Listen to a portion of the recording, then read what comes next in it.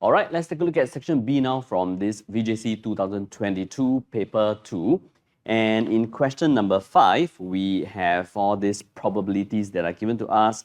And in part 1, we are supposed to find the probability of A intersect B prime.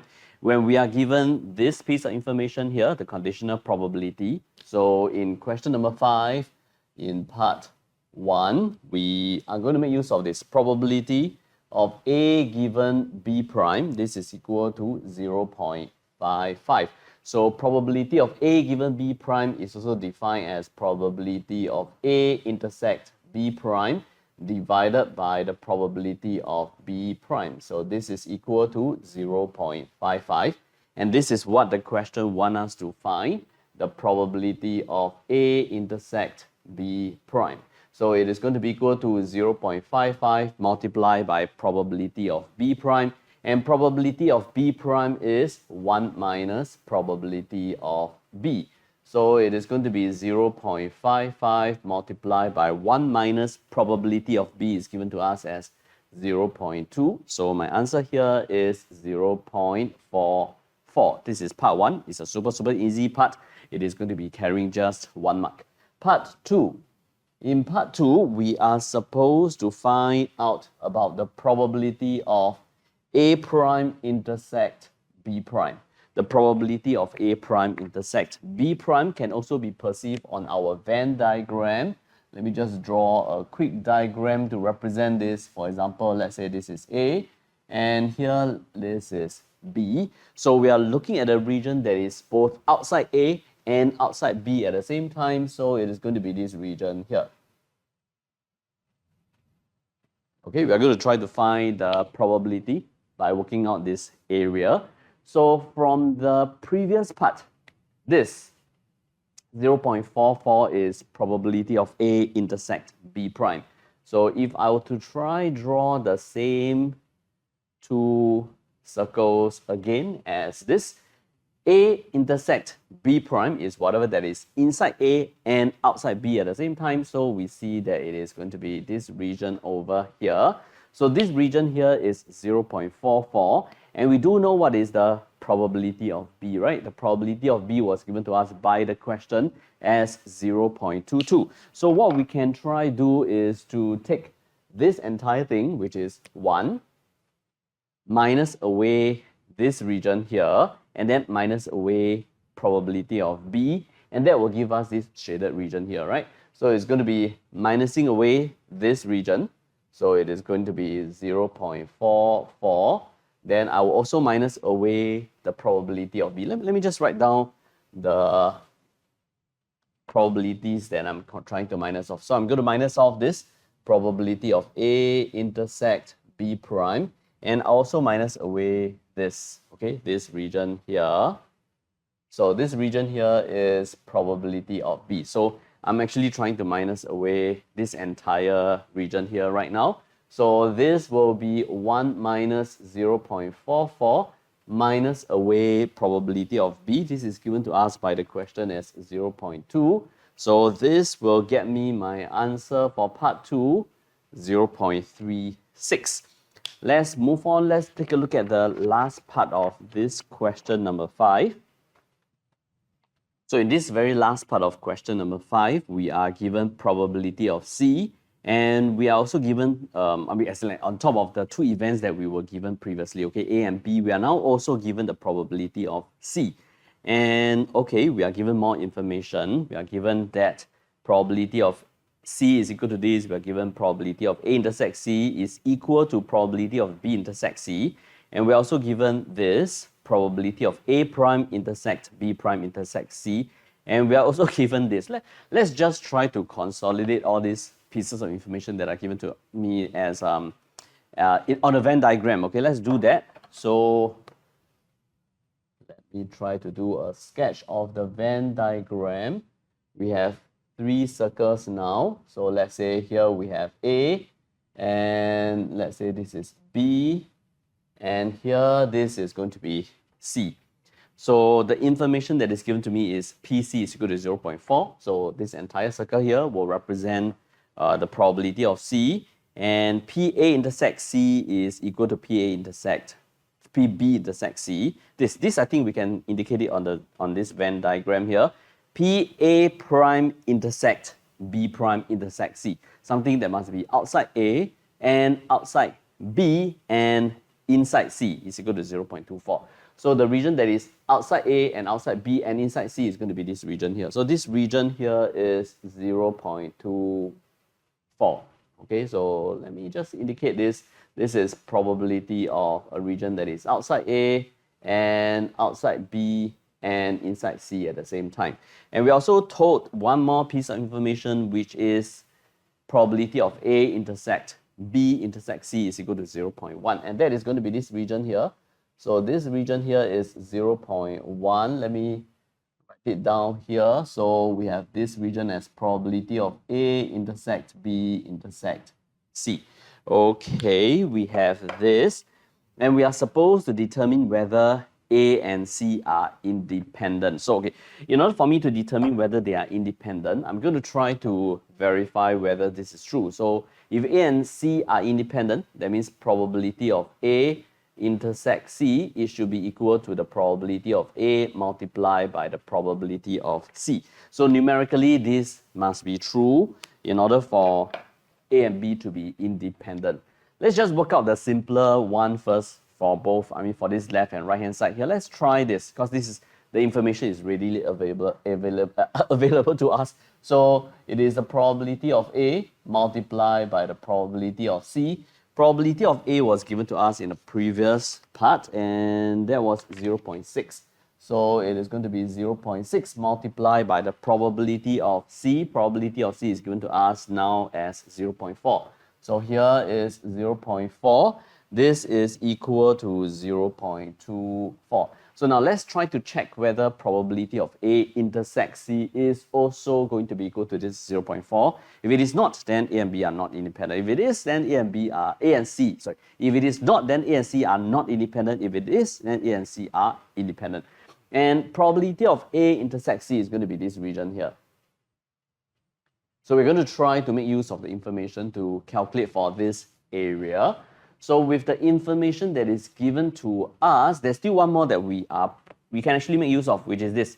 Probability of A intersect C is equal to probability of B intersect C. So it is given to me that probability of A intersect B is equal to the probability of, this is B intersect C. Well, in fact, I think by logical deduction, we can really tell that this area and this area, they are exactly the same, right? Because of this. Okay, but we can also calculate it mathematically. Let's say this area here is X. Let's say this area here is Y. That means probability of A intersect B is going to be this, which is going to be X plus 0.1. And probability of B intersect C is this, which is equal to 0.1 plus Y. So X is going to be equal to Y. So this here is actually X also, which means that since I'm also given the probability of C, this is given to us by the question as 0.4, and probability of C is all this being added together, which is going to be this 0.1 plus X plus Y, which is now we know that it is also X, then plus 0.24, this is equal to 0.4. So 2X here, this is equal to, 2X here is equal to 0.06. So X is going to be equal to 0.03. So now we know X is equal to 0.03 and probability of A intersect C is going to be equal to this X plus 0.1. So it's going to be 0.03 plus 0.1. This is equal to 0.13. And numerically, it is not the same as probability of A multiplied by the probability of C. So therefore, we can now conclude based on this comparison that A and C are not independent. Okay, now we can move on to the next one, question number 6. Okay, in question number 6 here, we are given 4 digits, 3, 4, 5, 6, 7, and they are going to form a 4-figure number. So this actually says that for each of the digit that is in a number, they can be repeating. Okay, because this 4-figure number is going to be made of either of this 1, 2, 3, 4, 5 digits. Okay, so it is possible for the digit to be repeating. That is why in part 1, they can actually ask this. Okay, if not, I mean, we don't even have an option. So now part 1, they want the version such that none of the digits are going to be repeating. So if none of the digits are repeating, that means out of this 1, 2, 3, 4, 5, oops, there's one more, so 8. Okay, so out of these 6 digits that are given to us, so 1, 2, 3, 4, 5, 6, we want just 4 unique digits. So out of 6, we are going to choose 4 digits to be arranged here. And to arrange these 4 unique digits, it is going to be 4 factorial. And this will give us our answer of 360. Next, part 2. Part 2, okay, we want to find the number of different 4-digit numbers such that there is at least one repeated digit, but no digit appears more than twice in the number. There must be at least one repeated digit, and no digit must appear more than twice in the number. So there are actually 2 cases. Let me write them down. So case 1 and case 2. Okay, I can think of these 2 possible cases where there are going to be at least one repeated digit, but no digit appears more than twice in a number. So let me give you an example for this case 1 that I'm thinking of. Let's say the number that I've chosen that is repeating more than 1 time, but not more than 2 times, is the number 3. So a possible 4-figure number that I can be thinking of is like 3, 3, let's say 4, 5. Okay, so we have a number that is repeating. So we have at least one number that is repeating, but no number is going to be repeating more than 2 times. No digit is going to be appearing more than 2 times in this 4-digit number.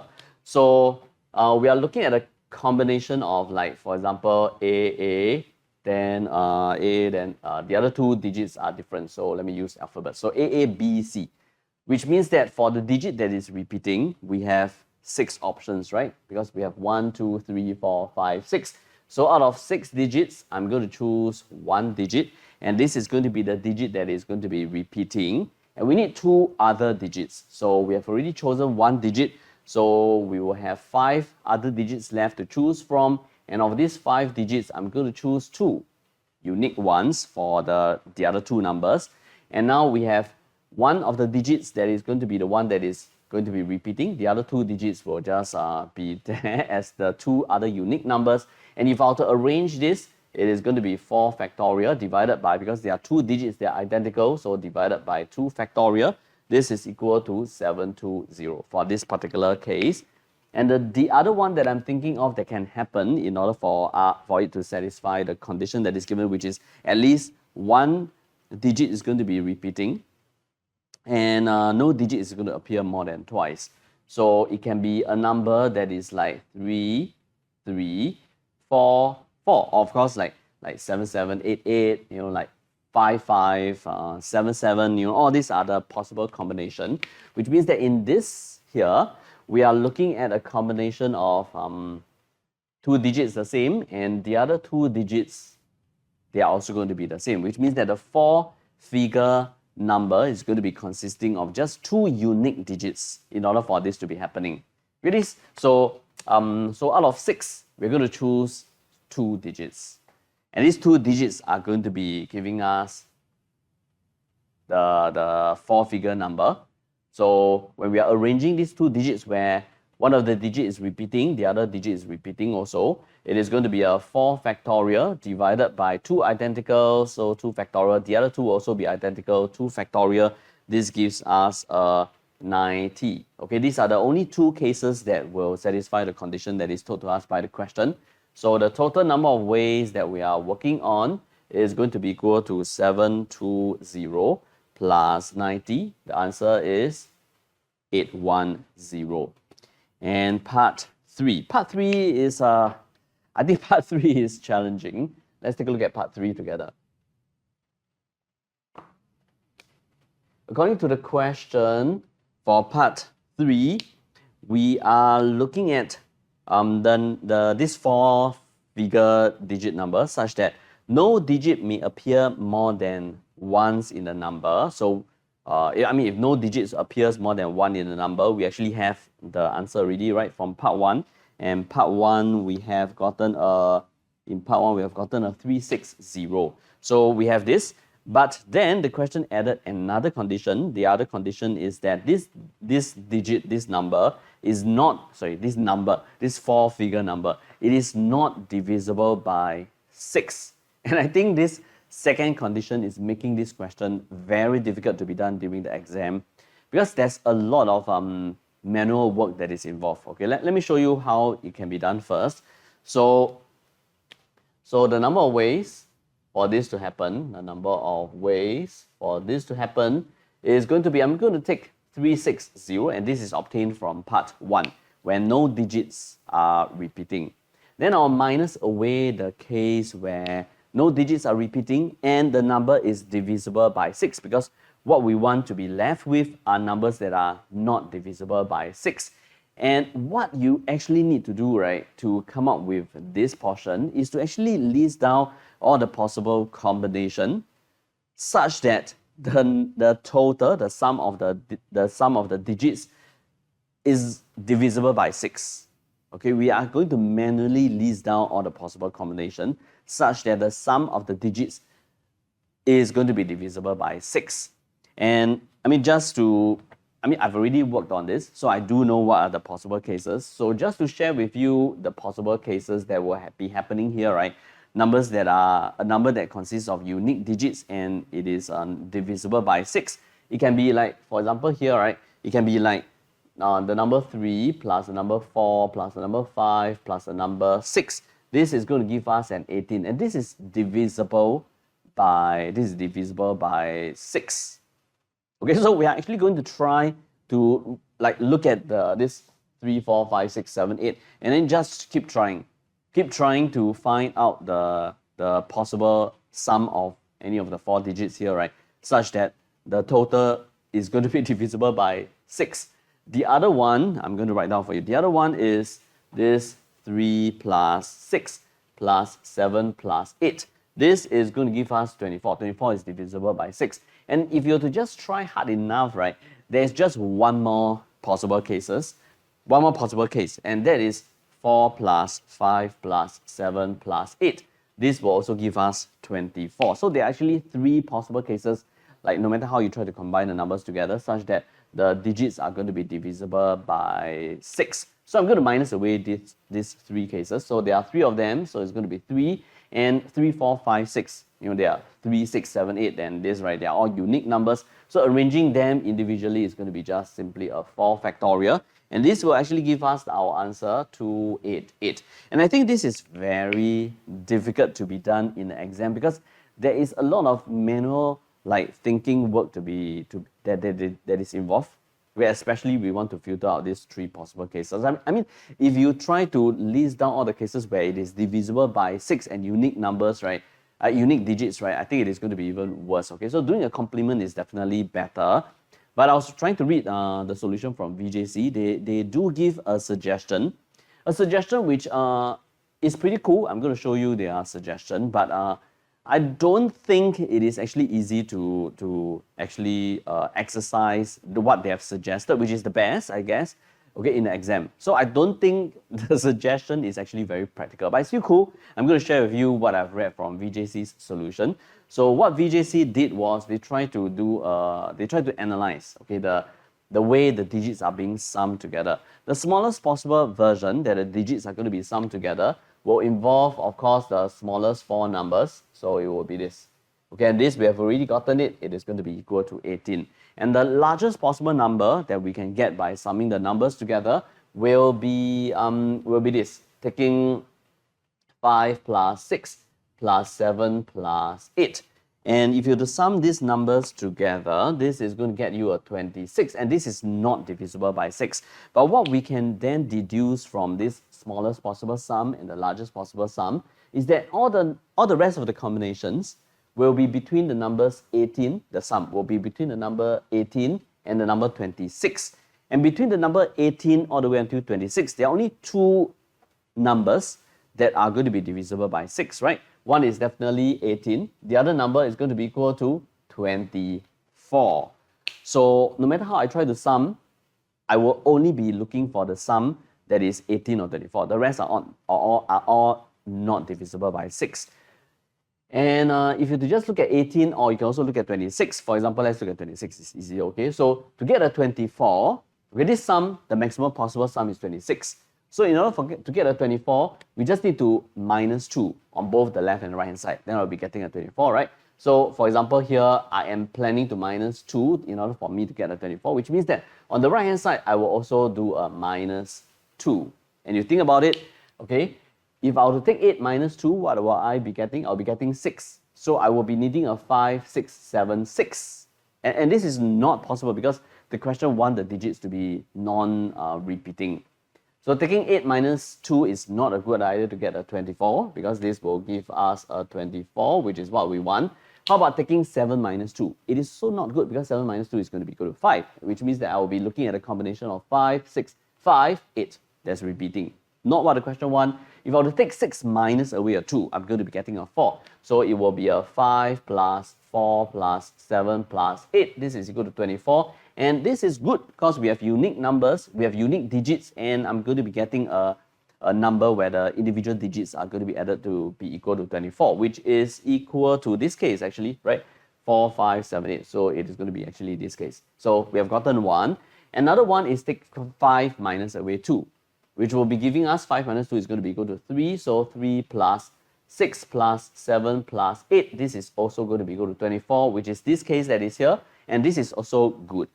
Okay, so this is what VJC has suggested in their solution to try to filter out those cases which are divisible by 6, which, like what I was telling you, I do think that it is a very cool way to filter out numbers that are divisible by 6, but I seriously don't think it is a very practical suggestion because I also don't think during the exam you actually have that much time to try to plan a strategy that is like this. So no matter what, I do think that this part 3 is not going to be easy to be done in an exam. Okay, let's move on. Let's take a look at question number 7. So in question number 7, we are looking at a yellow dice, yellow unbiased dice, and a green unbiased dice. And the faces, the numbers that are labeled on the faces, they are given to us according to the information that is given. And we are actually looking at a random variable x, which represents half of the difference between the score of the green die and the yellow die. Okay, so the word difference here is indicating to us that it is the absolute difference. Okay, so it will always be a positive number. So we are going to try to find the expectation of x and the variance of x. To do that, let's try to build for ourselves the probability distribution table first. So we have two dice, and they are going to be the numbers that is going to be appearing are going to be combined together in the way that is described to us by the question. So I think what I'm going to try to do is to build for myself a grid to look at all the possible cases. So we are going to be looking at yellow dice, and the other one is what? The other one is a green dice. And according to what the question says, for the 6 faces that are on this yellow color dice, 2 of them are labeled 10. So let me just write it down. 10. The other one is also 10. And 2 of them are labeled 30. So it is going to be 30 and then 30. The other 2 are labeled 50. So we have a 50 and a 50. Okay, so we have this. For the green die, 4 of the faces are labeled 60. So the first face is 60, the next one 60, then after that 60, and we have one more 60. And we have 2 more faces. One will be 80. So 80. The other one is going to be 100. And I'm going to list down all the possible x's here. Okay, and x is the half of the difference that is appearing on the 2 dice. So half of the difference, for example, 60, 10, the difference is 50. 50 divided by 2 is going to be giving us a 25. Okay, just in case you have missed it, let me just very quickly write down how I've gotten this 25, which is going to be obtained by doing a modulus of 60 minus 10 divided by 2. Okay, this gives us a 25. So similarly, 60, 10, this is going to be giving us a difference of 50, 50 divided by 2, so this is also 25. In fact, this is 25, 25, 25, 25, this will also be 25, 25. 6, 30, the difference is 30 divided by 2 is 15. So we have a 15, same for this, 15, 15, 15, 15, 15, 15, 15. And 50, 6 and 50, the difference is 10. 10 divided by 2 is going to be equal to 5. So we have a 5, 5, 5, 5, 5, 5, 5, 5. And 80, 10, the difference is 70 divided by 2 is 35. So we have a 35 here and a 35 here.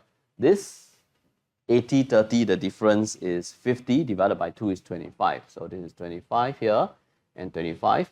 80, 50, the difference is 30 divided by 2 is 15. So we have a 15, 15. 110, difference is 90 divided by 2. This is 45, 45.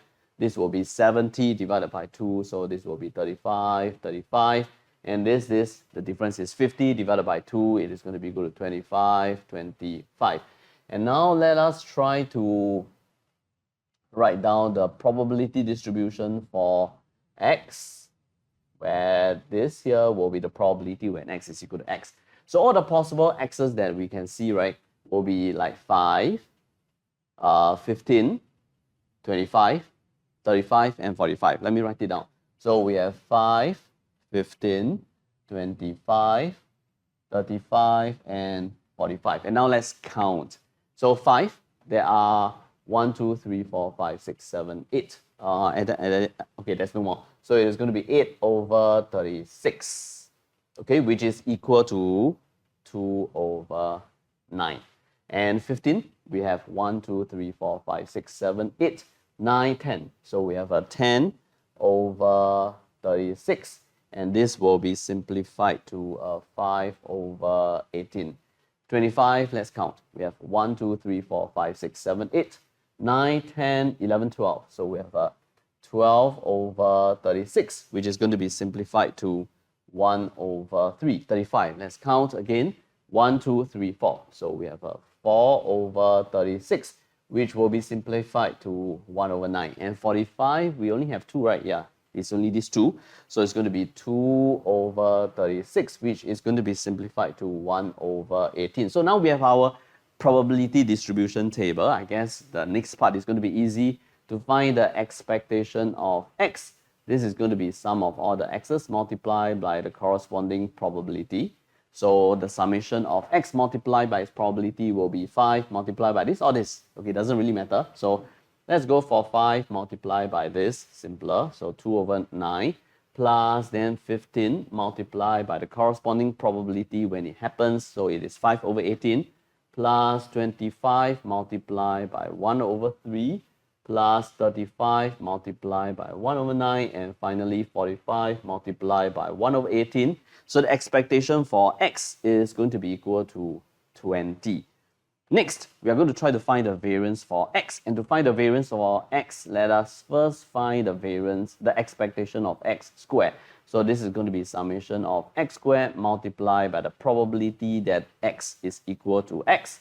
And this is equal to 5 squared, 2 over 9 plus, this is going to be 15 squared, 5 over 18 plus 25 squared, 1 over 3, 35 square, 1 over 9, and 45 square, 1 over 18. This is going to be getting us a 5, 2, 5. And now we can work on the variance. The variance of x is going to be the expectation of x squared minus away the expectation of x, and this entire thing here square. So it is going to be equal to 5, 2, 5 minus away 20 square, and this will give us our answer 1, 2, 5. This is part 1. Let's move on to part 2. Okay, according to what the question says, in part 2, we are going to be having another dice. This is a blue dice. And for this blue dice that is given to me, blue dice, the numbers are going to be equal to replacing the yellow dice. Okay, we are going to be replacing the yellow dice by this blue dice. The numbers that are given to me is, they are 15 and then 35. Okay, there are two 15 and there are two 35 and there are also going to be two 55s. So we have this. Okay, the yellow one is going to be replaced by the blue one. And we can see that actually this number, 15, is 10 plus 5. So we have a 10 plus 5 is equal to 15. And 35 here is actually a 30 plus 5. And 55 is a 50 plus 5. So the blue dice number is actually related to the yellow dice. Okay, I'm going to just write down as a shorthand for myself. Okay, so I'm seeing here which is blue. Okay, I'm going to just use B. Okay, so blue plus 5. Okay, not blue plus 5. It is yellow plus 5 is going to be equal to blue. So blue is equal to yellow plus 5. Okay, and what is X that is here? X, okay, this is a bit confusing. Let me change my writing again. Okay, so instead of using the alphabet blue, I think let me just write down the full word. So blue is going to be equal to yellow plus 5. And the reason why I'm saying this is confusing is because here I'm going to use an alphabet X. So X here, so X represents the random variable that is given to us, right? So according to the question, X is calculated as the difference between the yellow and the green dice. Okay, and it is going to be calculated as the difference and half of it. So it is actually the modulus of yellow dice and the green dice. Then we're going to halve it. We get the difference. So we're going to be doing a mod to this, and we're going to halve this. Okay, but if you were to observe the numbers that are given to you, right? Yellow and green dice, all the numbers in the yellow dice are actually all less than the numbers that are going to be appearing on the green dice. So if we are talking about modulus, okay, since all the numbers that is in the yellow are going to be less than the numbers that is on the green, we can also rewrite this as just simply without the modulus, if we were to just take any green number minus away the yellow number, we're going to be getting that positive difference anyway. Okay, so I'm going to remove the modulus and writing it as just simply green minus yellow, because any number that is in green minus any number that is in yellow is going to be positive. So it's going to be this divided by 2. So X is equal to this. And then I'm going to define W. Okay, W, okay, we don't really need to define because W is already given here, right? W is the difference between the blue dice and the green dice. Okay, so it is the blue dice and the green dice, the difference between them. Then we are going to halve it also.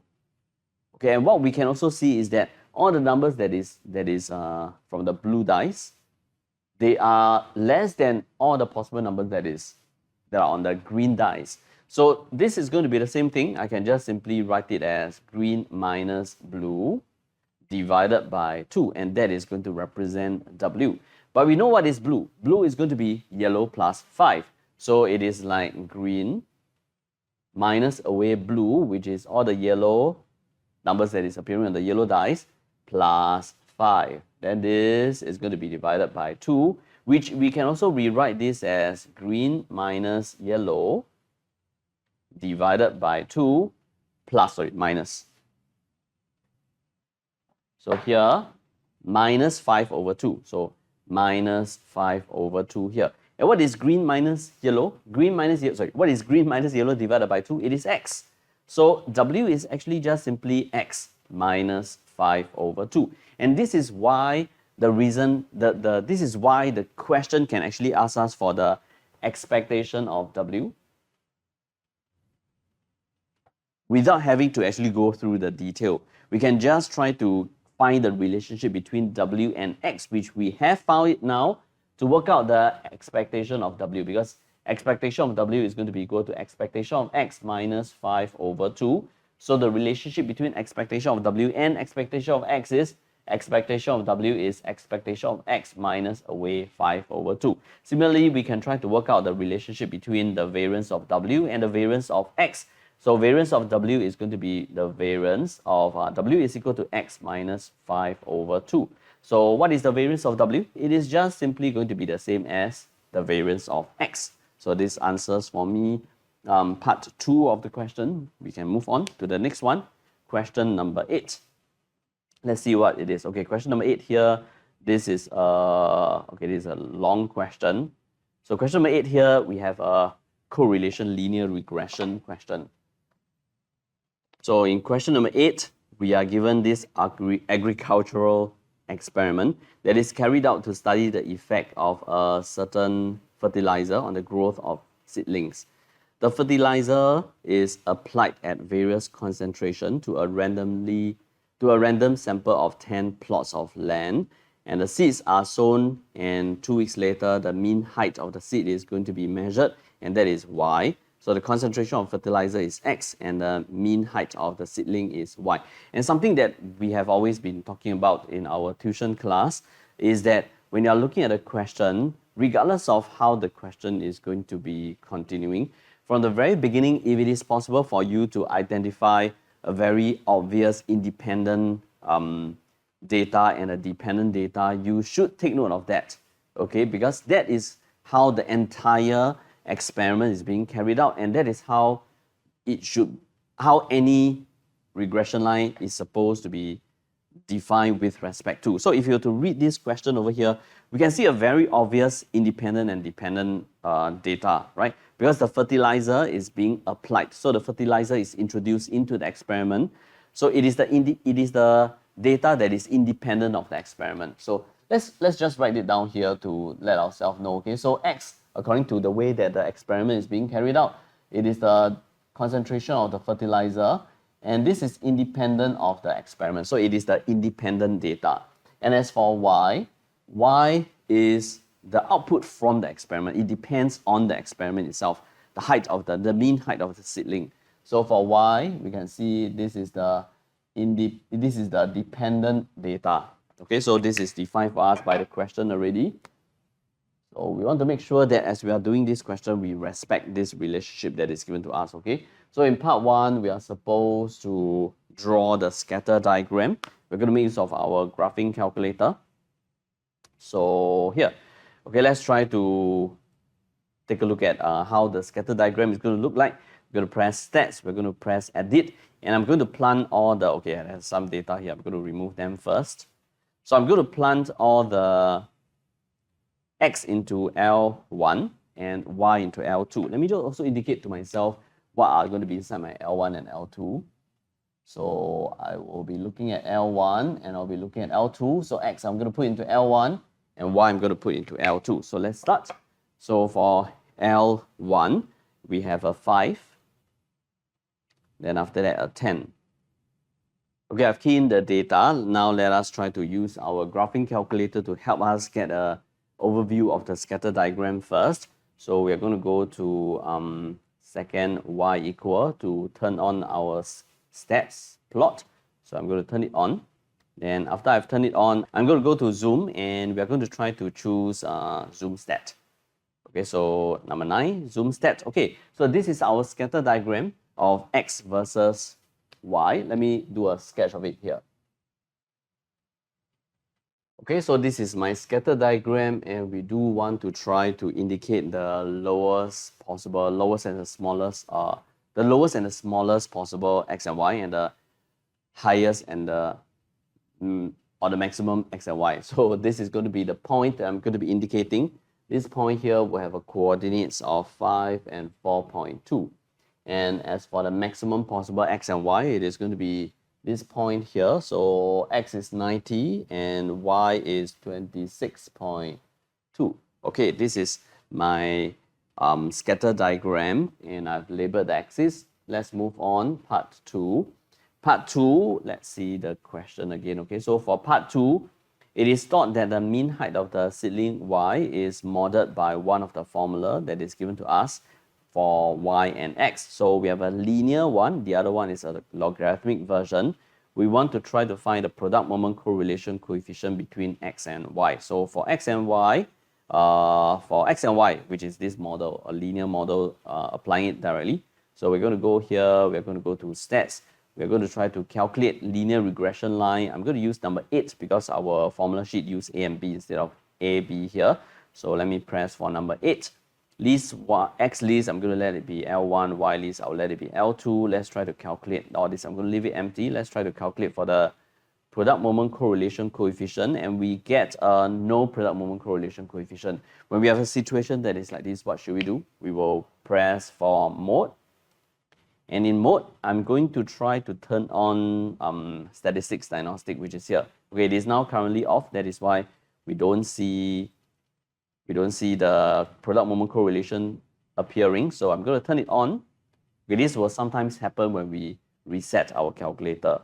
Okay, so I've turned it on already. I'm going to go back here again, calculate. I'm going to go for number 8. So now we are going to try to do a calculation again. And just to double check, x list is going to be x that I'm planting in, and y list is going to be y I'm planting in, and x is in L1 and y is going to be in L2. So we are doing it correctly. So here, let's do a calculation again, and now we have R. So for A, we have R to be equal to this 0.9256, and this is for, let me just indicate it here, this is for x and y. Okay, this is given to, this is requested from us by the question. So we have this, and we're going to look at another one, which is ln x and y. So we have x and we have y, we don't have a ln x. I'm going to try to generate another column with a ln x. So my calculator, let's go for stats, edit. In L3, this is where I'm going to try to generate L3. So let me indicate it here. So for L3, it is going to be ln x. Okay, a table that is like this is especially useful for myself. I also recommend that you guys try to adopt a table that is like this so that it's easier for you to know what exactly is inside your calculator. So in L3, I'm going to do a ln x, and x is in L1, right? I can just always refer back to the table. So from here, we're going to move our cursor to L3, and I'm going to type it as ln L1. So second button number 1, ln L1. This will help me to populate L3 with all the ln x. And now I'm going to go to stats again and do a calculation using number 8. And this time x list is going to be L3, which is all the ln x. Y list is still going to be L2, which is the y. So let's try to calculate this version for the product moment correlation coefficient. And we get a pretty good product moment correlation coefficient. So for part B, which is, let me write it down also. For part B, we are looking at ln x and y. Okay, and for this, we are getting a R is equal to a 0.996624. Let's see, the question 4 decimal places. So we have this. And then let's move on to part 3. Use your answer to part 1, scatter diagram, and part 2, product moment correlation coefficient. We are supposed to explain which one? X, y, which is y is equal to a plus bx. And the other one, y is equal to c plus d ln x. Which one do you think is going to be a better model? We can tell, right, this is going to be a better model because the product moment correlation coefficient is nearer to 1. And at the same time, from the scatter diagram, we can see that the curve actually synchronized more to a y on ln x kind of situation. Right? So not y on ln x, due to a y is equal to ln x kind of situation. So because for this, y and ln x, okay, a ln x graph is going to be like that. Okay, if this is y is just simply ln x. And of course, with the C and the D, it is just going to be linear transformation of this graph, which can potentially still look exactly the same as this, almost similar to this, not exactly the same, similar to this. And this, for this version, synchronize more to what we see on the scatter diagram. Okay, it is further away from this because this is actually a linear line, and I don't see it being a linear line here. So I'm going to try to describe this. Let me write down my description, my explanation here. So in my answer here, I have tried to highlight the two things that we have just mentioned. One is taking reference to the scatter diagram, which lead us to being able to observe that the relationship that we are seeing is closer to this version instead of this version. And from part two is actually pretty obvious because numerically, the value of the product moment correlation for part B, which is representing this model, is the one that is going to be closer to 1. So since both tells me that this is a better model, that is why y is equal to c plus d ln x is the better model that we are going to be choosing. And next, part 4. In part 4, explain why neither the regression line of x on y nor the regression line of ln x on y should be used. Okay, this is what we have already seen from the very beginning, which we are going to then apply to this question here, because the question is asking for x on y, and the other one is ln x on y. Okay, why is it that both of these are not going to be suitable to be used to try to predict the value of x for the given y? Y is given to us as 20.0 in this part of the question. So, I mean, by right, theoretically, having a x on y or ln x on y is better, because for these two for these two relationship, it is meant for us to be predicting x for the given y. Okay, but if it is this, then which is the independent and which is the dependent? If it is this version, right, x on y, that means x is going to be the independent and y is going to be the dependent. Similarly for this, ln x is going to be the independent and y is going to be the dependent. But from what we have analyzed since the very beginning, we have already deduced based on the information that is given to us by the question that x is supposed to be the independent. Y is supposed to be the dependent. Oops, I have written it wrongly. So I meant to say that x is supposed to be the one that is dependent. Okay, because x depends on y. So x, if it is this version here, then x is supposed to be the dependent. If it is this version here, x is supposed to be the dependent and y is supposed to be the independent. So we are using this to predict x for the given y. We can also use this to predict x for the given y. But the experiment is being carried out with x as the independent. So using these two equations, using these two relationship, they are making x as the dependent and y as the independent, which goes against how this experiment is being carried out. That is why we cannot use either of this. Okay, we got to use one that is where x is going to be the independent and y is going to be the dependent. So let me write down my version, my explanation here.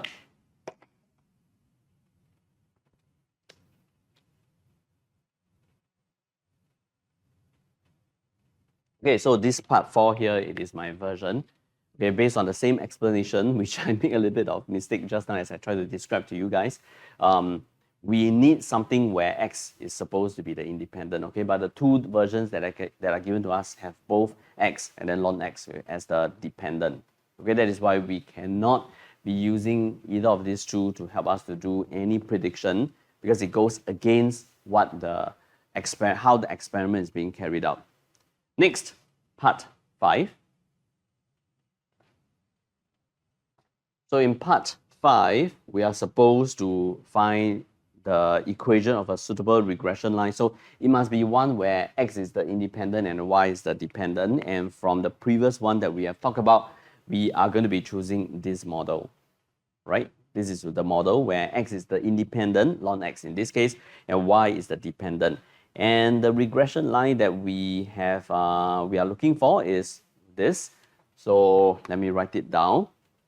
So the regression line from our graphing calculator will be y is equal to AA is this. So y is equal to negative 8.4492, then plus b is 7.8126, then ln x. So this is the regression line. For my answer, I'm going to try to go for 3 significant figures for the coefficient. So which I'm going to go for this. Y is equal to negative 8.45 plus 7.82 of 7.81 of ln x. So here 7.81 of ln x, and we're going to try to use this to find the required estimate, and that is when y is equal to 20.0. We are going to try to estimate the value for x. So y is equal to 20.0, that means negative 8.45 plus 7.81 ln of x. Okay, we should use the 5 significant figures version. Let me use this version. So negative 8.4492 plus 7.8126 ln x. This is going to be equal to y, which is 20.0. So ln x here is going to be equal to 20.0 plus 8.4492 divided by 7.8126. And if you were to try to calculate for x, x is going to be equal to 38.149. And let's take a look at the question. For the question here, x are all integers. So I'm going to go for the same rounding off as what the question has been, like the data that is given to us by the question. So I'm going to go for an integer value for x or so. So it's going to be equal to 38. And part 6. Part 6. Rewriting our equation in part 5, we are supposed to do that so that it can be used when y is which is the mean height of the seedling, is given in mm. Let's take a look again at the information. Y is given to us in cm, and now we want to go for y to be given to us in mm. How do we convert cm to mm? So for example, if we have a 3 cm is going to be equal to 30 mm. All right, I just need to take 3 times 10. So if I were to go for a version that is in cm, which is what we have here. So we have this. We have this y is equal to minus 8.4492 plus 7.8126 ln x, and this is in cm. So if we are going for mm, just like this, we will take cm multiplied by 10, right? So if we are going for mm, it is going to be 10 times of y is equal to times 10 minus 84.492 plus 78.126 ln x. And this time it is going to be in mm. So this can actually be made use of to help me to find mm. So it is actually supposed to look like this, okay? Because 10y, it is in mm now, right? So it's like w. So w is going to be in mm. So this is negative 84.492 plus 78.126 ln x. It is in mm. It is an mm. So w is equal to this 10y, okay? But this question is a little bit confusing because they're using the same notation y. Okay, but the question has already used y for cm, right? So it's a bit confusing. We are supposed to use back the same notation y. So I guess no choice. We are going to assume this w is equal to y, okay? So what is the version of the correlation linear regression line when y represents mm? And that means y, instead of this y here, which is in cm, right? Y will now be like w, okay? So y is going to be equal to this multiplied by 10. So it's going to be 10 multiplied by the original correlation linear regression line. So negative 8.4492 plus 7.8126 ln x, which tells me that the linear regression line that can help us to work on the mean height of the seedling to be in mm will be this multiplied by 10. So I'm going to write down this as my answer, but I'm going to give it to, according to what the question wants. I'm going to just give it to 3 significant figures for the coefficient. So is going to be negative 84.5 plus 78.1, then ln x. Okay, so this is my answer for part 6. Next, let's take a look at another one, question number 9. So now question number 9. In each batch of manufactured articles, 5% of the articles are found to be defective. A quality inspection is carried out by checking samples of 20 articles. If part 1, let's do part 1. So in part 1, if 2 or fewer defective articles are found in the sample of 20, the batch is accepted. Find the probability that the batch is accepted. We are looking at a binomial probability distribution. Let me define the random variable. I'm going to let x. Okay, I'm going to let x be the number of defective articles out of 20. And x will be following a binomial distribution. Out of 20, the probability of an article being found to be defective, according to what the question says, is 0.05. It is this 5%. And what we are required to find is the probability such that there are going to be 2 or fewer defective articles. So x is supposed to be less than or equal to 2. We can just press this directly into the calculator. It is equal to 0.925. Part 2. Find the least value of n such that the probability of having less than n defective articles in a sample of 20 is greater than 0.99. So we are looking at the probability that the number of defective articles is supposed to be less than n, and the probability of this is supposed to be bigger than 0.99. And because of the restriction of my calculator, we need to make sure that this inequality sign here has an equal to. So we're going to scale this downwards. Okay, so it is the same as x is less than or equal to n minus 1. This is bigger than 0.99. Just to make sure that this is clear to you guys, let's use a numerical example to look at a situation that is like this. For example, x being less than 3. If I were to press this into the calculator, how am I going to do that? I'm going to press this as probability of x is less than or equal to 2, right? We will be getting 2 as 3 minus 1. So that's what I'm trying to do here. If it is supposed to be strictly less than n, for what that is achievable using my calculator, I will have to go for a n minus 1. And we're going to try to press this into our calculator. And I'm going to press it into y1. So we're going to trigger binomial distribution. Binomial distribution, it is here. We are going to go for binomial CDF, binomial cumulative density function. The number of trials here is 20. Probability of success that we're talking about here is 5%, so 0.05. And the value of x is this. It is supposed to be less than n minus 1. So here is going to be x minus 1. And we're going to paste this in our y1, and we're going to try to generate a table. So in the table that we are looking at, let's scroll down a little bit more. We are looking at something that is supposed to be bigger than 0.99. So it is still not more than 0.99. And here we go, we see something that is bigger than 0.995. Okay, let me write this down in my solution. So we are looking at n, which is going to be x over here. And y1 represents the probability of x being less than or equal to n minus 1. Let's list down 5 of the results. The one that is before, the one that is the number that I'm going to be choosing to answer my question, and the one that is after. The one that is before indicated this to be 0.98. 0.9841. And this is not bigger than 0.99 yet. The other one is 0.9974, and now this is bigger than 0.99, and here is a 0.9997. So 5 is going to be what we need because the question asks for the least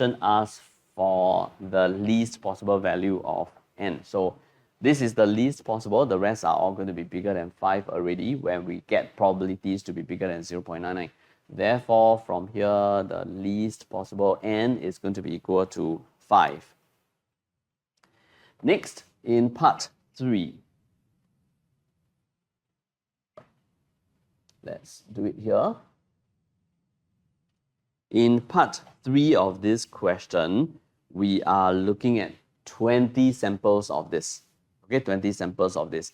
We want to find the probability that the average number of defective articles per sample is at most 1.25. So this is a sampling theory kind of question. We are going to be writing down X bar, okay, because we are looking at the average number of defective here. Okay, we are looking at the average number of defective articles in these 20 samples. So one sample, it is going to be X. So we are going to be looking at the mean of the 20 samples. So X1 plus X2 plus X3 all the way until X20 divided by 20 is what we are looking for in this question here. So we're going to try to work out first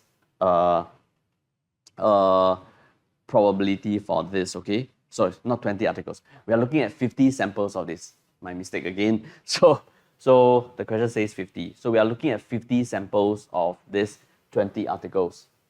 Okay, so we are looking at 50 version of this, not 20. So let me correct this.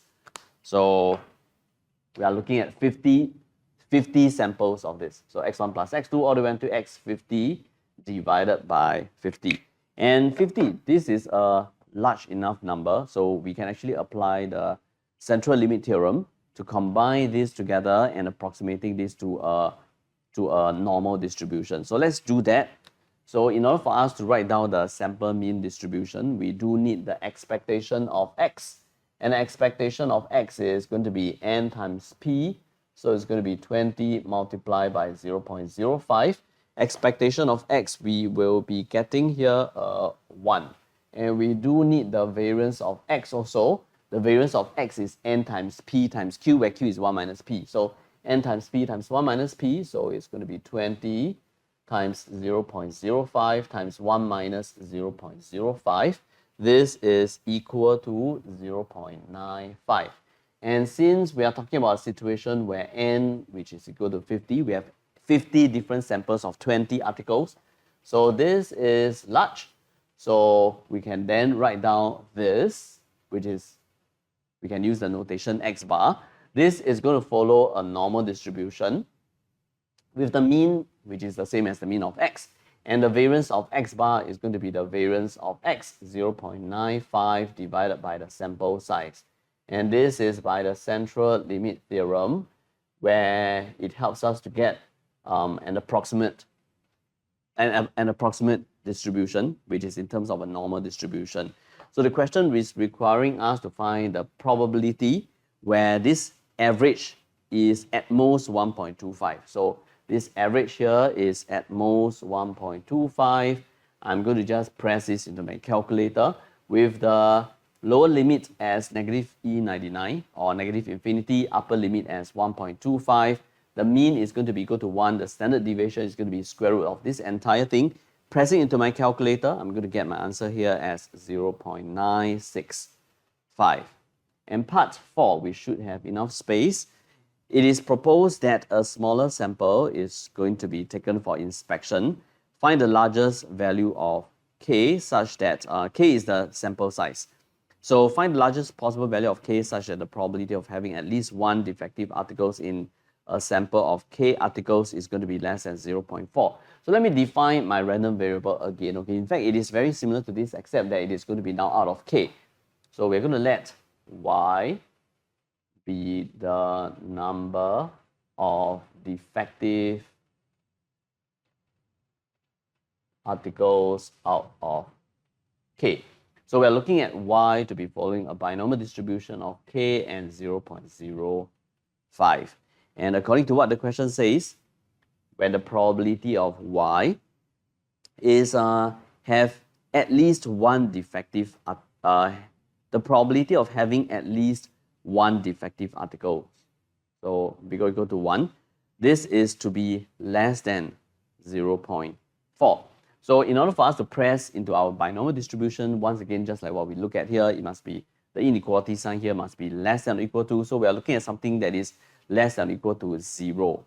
Right, as in like 1 minus the probability of, because we cannot go for bigger or equal to, so I need to go for the complement of this. The complement of this is for y to be less than or equal to 0, but y cannot be less than 0 anyway. So we are going to just go for a 0 here. Okay, so 1 minus probability of y is equal to 0 is the same as probability of y is bigger or equal to 0, and this is supposed to be less than 0.4. And we're going to try to press this directly into the calculator. Let's try it together again. So my calculator, y equal, let me remove this. We are going to go for 1 minus binomial distribution. This time I'm going to go for binomial PDF. So for here, number of trials is an unknown. I'm going to go for k. This is going to be equal to 0.055%.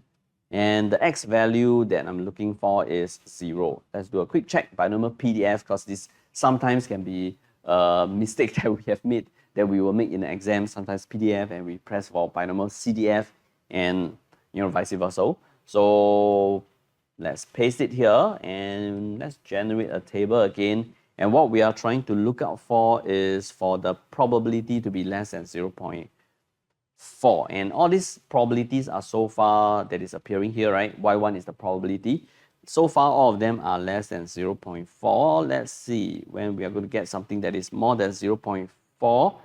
And we are getting something that is more than 0.4 here.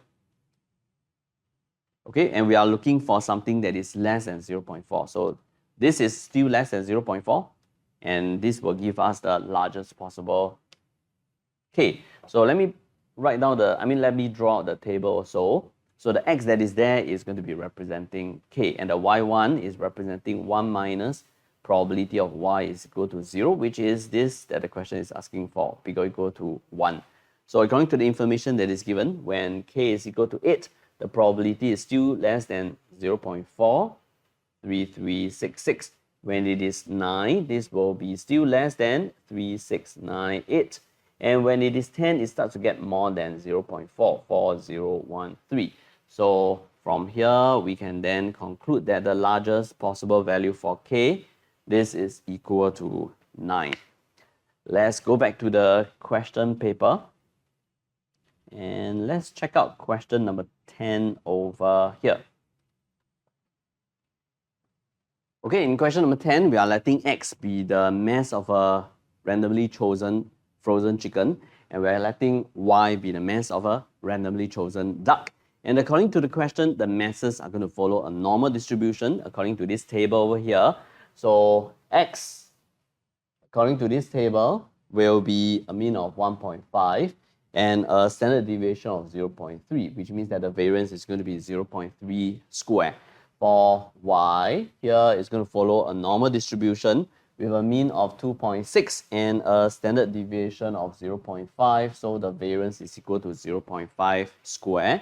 Part 1, we want to find the probability such that a randomly chosen frozen duck has a mass which is more than twice that of a randomly chosen frozen chicken. So we are looking at the probability that y is bigger than 2x. Okay, this is fine. The problem is only that we cannot press this into our calculator based on the information that is given and based on the restriction that is imposed to us by our graphing calculator.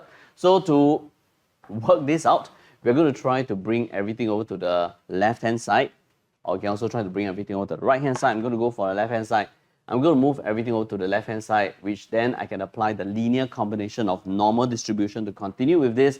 So I'm going to try to find out what is the distribution for y minus 2x. First, I need the expectation of y minus 2x. And this is the expectation of y minus 2 times the expectation of x. So it is going to be the expectation of y 2.6 minus 2 times the expectation of x, which is 1.5. This is equal to negative 0.4. So what we are trying to find is the distribution for y minus 2x. So let me just write it down here also, okay, as our reference. So this will be a normal distribution which has a mean that we have calculated now. It is 0.4, negative 0.4, and we need the variance of y minus 2x. So this is going to be the variance of y minus become plus 2 square, the variance of x. So we have a variance of y which is equal to 0.5 square minus 2 square, the variance of x, this is 0.3 square. This is equal to 0.61. So here is 0.61. I'm going to press this into my calculator now with the lower limit of my calculator as 0, upper limit as positive infinity or E99. Mean is going to be negative 0.4. Standard deviation is going to be square root of 0.61. Pressing this into the calculator will get me a 0.304. Next. Part 2. For this part 2, okay, the frozen chickens are going to be imported at a cost of $6 per kg. Let me write this down for myself. So this is going to be $6 per kg, and x is going to be in kg, right? Is x in kg? According to the question, the weight is, the mass is going to be in kg. It is written for us here. The mass is going to be in kg. So $6 per kg, and the frozen duck is going to be costing $8 per kg. So this one is going to be $8 per kg. We are going to be looking at 100 frozen chickens and 50 frozen ducks. And this supplier is going to be ordering this number of frozen chickens and this number of frozen ducks. We want to find the probability that the supplier is not going to be paying more than $2,000 for this consignment. So we are looking at the total. I'm going to let the total be T, okay? The total is going to be the total cost that is going to be purchasing 100 chickens and how many? 50 ducks. 100 frozen chickens and 50 frozen ducks. And for 100 chickens, the total mass is going to be x1 plus x2 plus all the way until x100. And it's going to cost $6 per kg, so it's going to be 6 times of this. And as for the frozen duck, we are talking about $8 per kg, and we are looking at 50 frozen ducks. So it's going to be y1 plus y2 all the way until y50. So the total cost that the supplier is supposed to be paying is going to be this. We're going to try to work out the distribution for T. Okay, so we're going to find the expectation of T, and this is going to be 6 times of 100 of expectation of X plus 8 times of 50 times of expectation of Y. So this is going to be 6 times of 100 of expectation of X, that is 1.5, plus 8 times of 50 times expectation of Y, this is 2.6. So the expectation of T is 1940. We are going to do likewise for the variance. So the variance of this 6 variance going through variance is going to be 6 square. We have 100 versions of this, so multiply by 100 the variance of X plus 8 is going to become 8 square. We have 50 versions of this, so 50 of the variance of Y. So we are looking at a 6 square multiplied by 100 times the variance of X, then 8 square times 50 times the variance of Y. This is 0.5 square. And the variance of T that we're going to be getting is 1124. So based on this, we know T is going to follow a normal distribution with the mean as 1940 and the variance is 1124. And we are going to make sure that this total amount that the supplier is paying is no more than 200. So this must be less than or equal to 200. Sorry, not 200, 2000. That's a good deal. Okay, anyway, it's supposed to be less than or equal to 2000. So the lower limit is going to be, I'll press this into my calculator. The lower limit is going to be negative infinity. Upper limit is going to be 2000. Mean is going to be 1940. And the standard deviation is going to be square root of 1124. And my answer here is 0.963. And this question actually asks for one more thing, which is for us to state an assumption that is needed for our calculation. Since we are combining the masses of the chickens and the masses of the ducks together, what we are going to do is we need to make an assumption. Since we are doing this linear combination, in order for any of the linear combination to work, whatever that we try to sum together, they must be independent of each other. Okay, but we want to be a little bit careful because a very common mistake that I can foresee for a question that is like this is for students to simply say that, oh, the masses of the chicken is independent to the masses of the duck. Okay, or even worse, the mass of a chicken is independent of the mass of a frozen duck. Okay, a frozen chicken, a frozen duck. Well, this is incorrect because we are not just combining one single x and one single y. We are combining more than one x, multiple x and multiple y's together. So we need to say that everything, okay, even amongst x and amongst y, everything, they must be independent of each other. So I'm going to write down a version that is something like this. Okay, a version that is like this, highlight all, okay, not just a single chicken, not just a single duck. It is all the chicken, all the ducks. They must be independent of each other. Let's look at part 3. Okay, in part 3, we're going to let W be the purchase price of a frozen duck. Okay, this is the selling price. Okay, so the purchasing price wise, according to what the question says, the purchaser, which is the restaurant owner here, will be paying for a 25% profit going to the supplier. So 25% more than the cost of a randomly chosen frozen duck. So W is going to be equal to, for the cost of a randomly chosen duck, it is going to be 8 times of Y. And we are going to go for a 25% profit, right? So we will multiply this by 1.25. This will make sure that the purchase price of the duck gives the supplier a 25% profit because 8Y is a cost to the supplier. So from the cost, we are going to add a 25% to it, 1.25. So W is going to be equal to this. W is going to be equal to 1.25 times 8.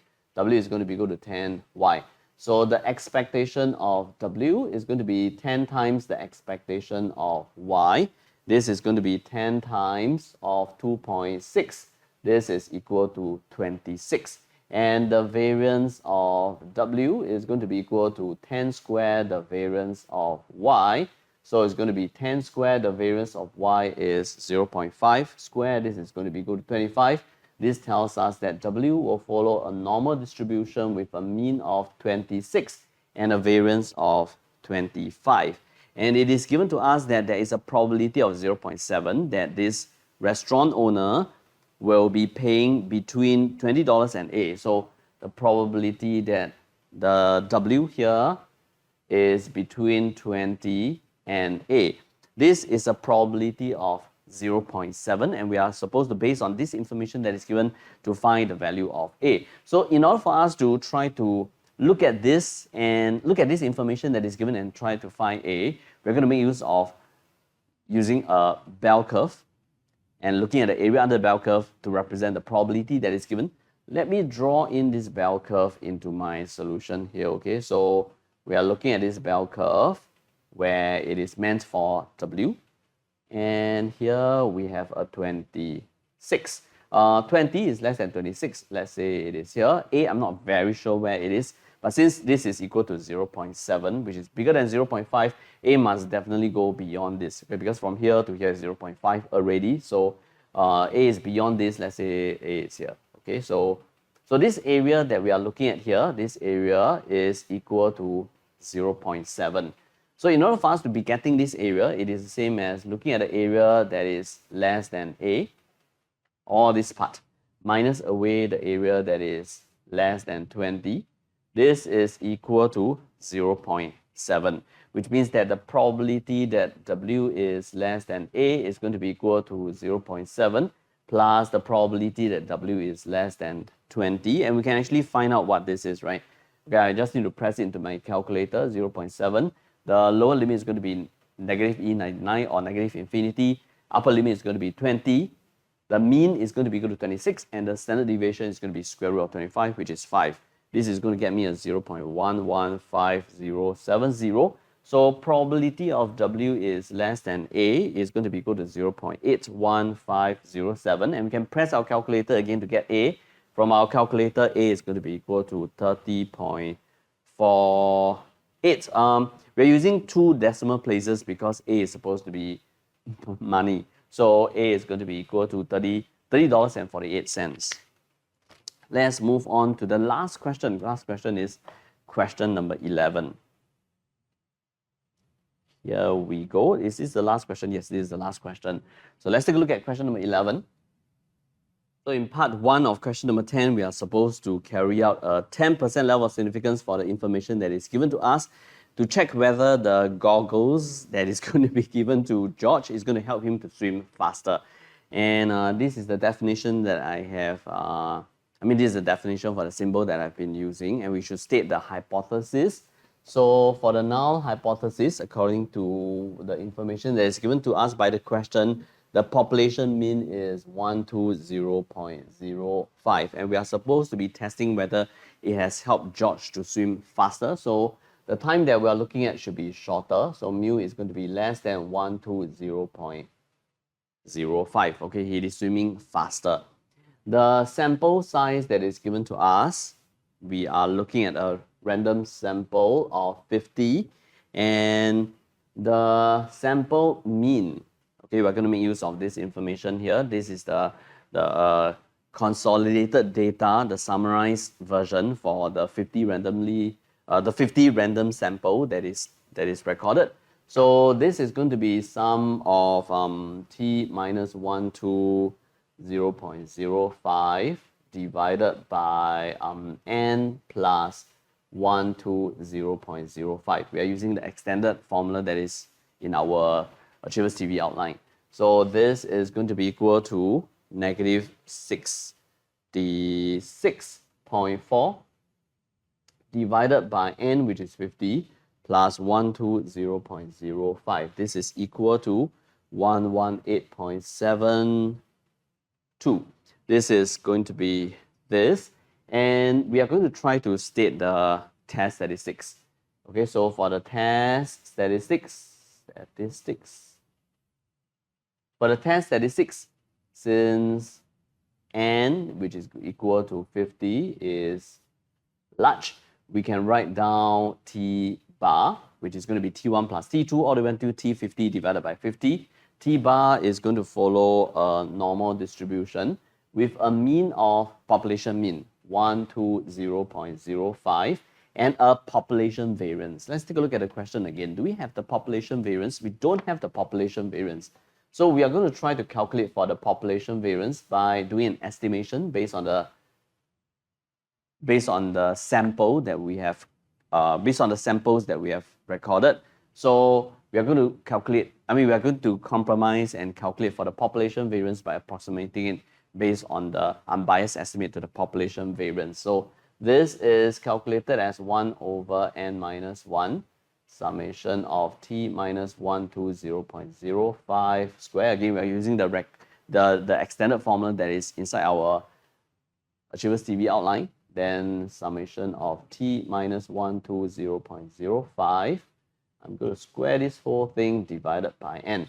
So this is going to be calculated as 1 over 50 minus 1 multiplied by this is 1831.945 minus away this square, negative 66.4 square divided by n, which is 50. So this is getting me a 35.587.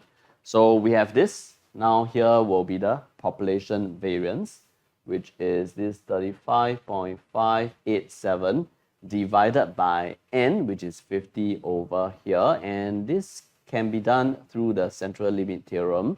So this is an approximated version. And the reason why we are doing a central limit theorem is because the question didn't actually mention to us whether t here follows a normal distribution. So we do need this central limit theorem. And let's write down also the standardized version for this, which is z is going to be t bar minus 1 to 0.05 over the square root of 35.587 over 50. This follows a normal distribution of 0, 1. It's not a very meaningful part of my solution, but I think as a template, from the perspective of a template, I think quite a few schools, they are doing this. So I'm going to write this down also, okay? And based on this information that is given, we are going to try to plug it into our calculator to get the p value. So from our calculator, we're going to try to find the p-value, and let's try it together. So on our calculator, we're going to press stats, and we're going to go for test. So in test, we are going to try to press the z-test, and let's go for statistics here. Mu is equal to 120.120.05. And for sigma, I'm going to be pressing in the standard deviation of the population, so it's going to be square root of this. So here is going to be square root of 35.587. So we have this, and x bar, which is the sample mean is going to be this. So 118. Let me press it in. So here is going to be a 118.72. Okay, and the sample size is 50. We are doing a left tail test. Let's take a look at what is the p-value. So let's do a calculation. P-value is going to be equal to this. So p-value is equal to, according to what we have here, 0.0575. Okay, we have a p-value that is this, 0.0575. So we have a p-value, and from this p-value, we are going to compare it to the level of significance. So since this p-value, which is 0.0575, when we compare it to the level of significance, which is 10%, this is less than 0.1. So since p-value is less than 0.1, therefore there is sufficient evidence that George is swimming faster at 10% level of significance. And part 2, explain why this test will be inappropriate if the sample size is 10. Of course, it is going to be inappropriate because we need the central limit theorem. If you were to look at the question didn't actually tell us that T follows a normal distribution. And if we want to carry out a z-test, we need a normal distribution. And if the sample size is small and the distribution of t is unknown, we cannot carry out this test at all because we cannot assume t to become a normal distribution. So that's the reason I'm going to be writing down here. Okay, so this is my explanation, which is like what we have just mentioned. We need the sample size to be big in order for us to apply the central limit theorem. And since now the sample size is just 10, and we don't know whether George swim times follow a normal distribution, we cannot approximate and get a normal distribution for our test statistics, and that is why we are not able to carry out this test that is required of us. And in part 3, explain in the context of the question what is 10% level of significance. This is easy. Let me write it down here. So in part 3, this is my answer. It means that the 10% level of significance is the probability. It means that there's a probability of 0.1 that we conclude wrongly that the mean swim time is going to be less than 120.05 when it is in fact 120.05. Okay, let's move on. Let's take a look at B. So in B, we are now given X as one that follows a normal distribution with a mean of mu and a standard deviation of sigma. So the variance is sigma square. And n, we are looking at n samples of this X, and n is sufficiently large, but we don't really need that because we already know X is a normal distribution. So if you are going to be carrying out a hypothesis test, X bar can already follow a normal distribution. For the sample, the mean of this sample is K, and the variance of the sample is 9. And a 1% level of significance in part 1. A 1% level of significance is being carried out, and the null hypothesis, let me just write down the information as we read. The null hypothesis is equal to 25, and the alternative hypothesis is going to be not equal to 25. So we are talking about a two-tail test, and that is given to me is n. So n is just n, and x bar, this is given to me as k, like what we have mentioned just now. And the population, not the population, the sample variance is given to me as 9. Okay, take note, this is the sample variance.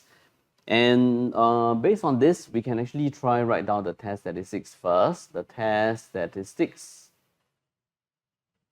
is going to be X bar, which will follow a normal distribution with a mean of 25 and a population variance. Okay, again, just like part A, we don't know what is the population variance. So for population variance, we're going to try to estimate it based on the unbiased estimate of the population variance, and we're going to make use of the sample data.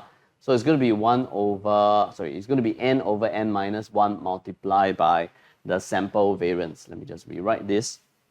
This is equal to n over n minus 1 multiplied by the sample variance. So it's going to be equal to, n is n, so n over n minus 1 multiplied by 9. So 9n over n minus 1. So the test statistics will have a variance of 9n over n minus 1 divided by n. Okay, please take note, we don't write the by CLT here because we don't need to apply the central limit theorem since x is already given to me as a normal distribution. So x bar here will follow a normal distribution of 25 and a 9 over n minus 1. Okay, just a quick simplification of this. And according to what the question says, H0 is going to be rejected, right? The question says this. The null hypothesis is going to be rejected in favor of the alternative hypothesis. So to reject the null hypothesis, reject H0, what we are talking about is, let us just try to reference it to our test statistics here, okay? So when we have our test statistics, X bar here, this is 25. Okay, and we are talking about a 1% level of significance. So for a 1% level of significance, we know that this area here is 0.01 divided by 2. This area here is also 0.01 divided by 2. And since the null hypothesis is going to be rejected in favor of the alternative hypothesis, we know where is X bar, which is this K here. So K can be either residing here, K can be here, or K can be residing here. So it is going to be here or here. Okay, of course, K cannot be at both ends, but it is going to be either residing here, which is in the critical region, or going to be residing here. And we are supposed to, in part 1, find the range of values of this K. And I don't think we can work out much from this because there are too many unknowns in this. So when there are too many unknowns in our test statistics, what we can try to do is to do a standardization, because once we standardize, the distribution becomes 0, 1, and that makes it possible for us to be pressing it into our graphing calculator. So let's try to standardize our bell curve. So when we standardize our bell curve, X bar will become Z, and Z will follow a normal distribution of 0, 1, correct? So for Z, here will become 0. We are still talking about the same level of significance, and with a two-tailed test, it is still 0.01 divided by 2, and it is still 0.01 divided by 2. And K is going to be standardized, and it's still going to be falling within the critical region. So when we standardize K, we will have a K minus away the population mean divided by square root of 9 over n minus 1.